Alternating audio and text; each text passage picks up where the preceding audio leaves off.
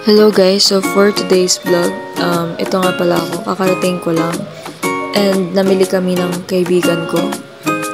Ito nga palang na-unboxing ko is yung mga pinamili namin kanina.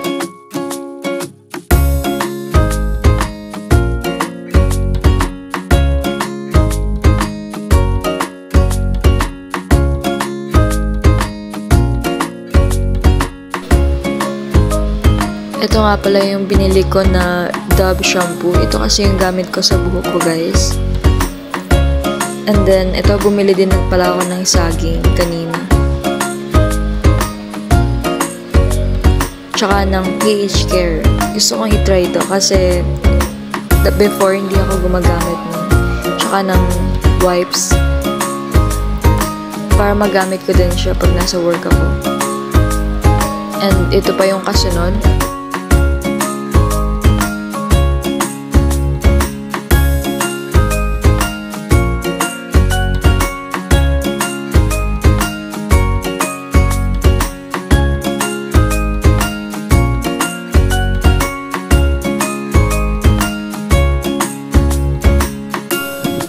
Bumili nga din pala ako ng kaldero kanina kasi magluluto kami ng sinigang.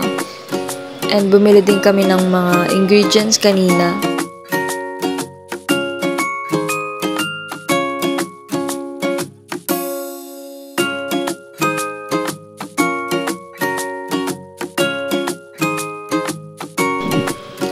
At saka ng sandok. Yan.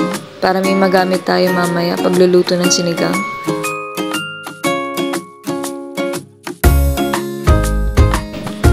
Ito pa yung isa kong binili, yung mug. Kasi iisa lang yung ginagamit ko actually na mug, guys. And since mahilig akong magkape or magtimpla sa umaga, so bumili pa ako ng isa.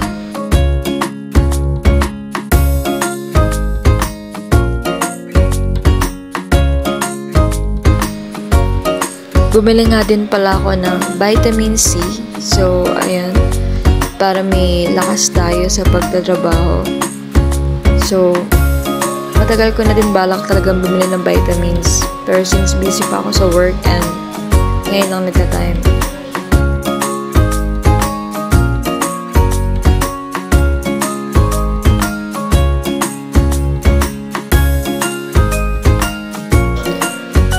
Ito nga pala yung kaibigan ko.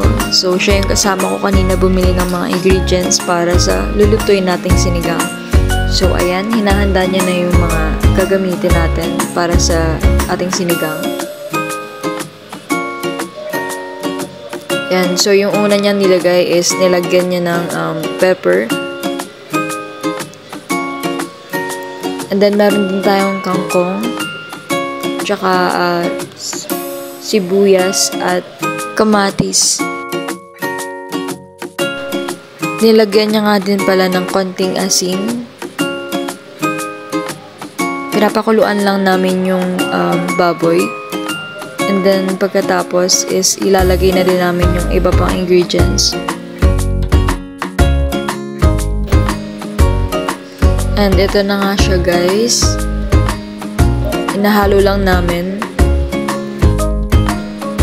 Malapit na din siyang maluto and excited na kami kasi gutom na din talaga kami, guys. Dahil kanina pa kami pauli-uli at nagkagala.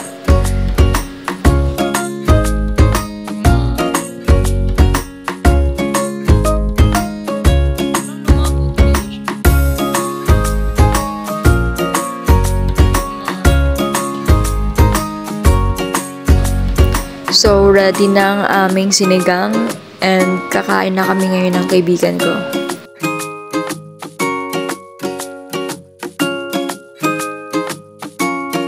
Kain tayo, guys!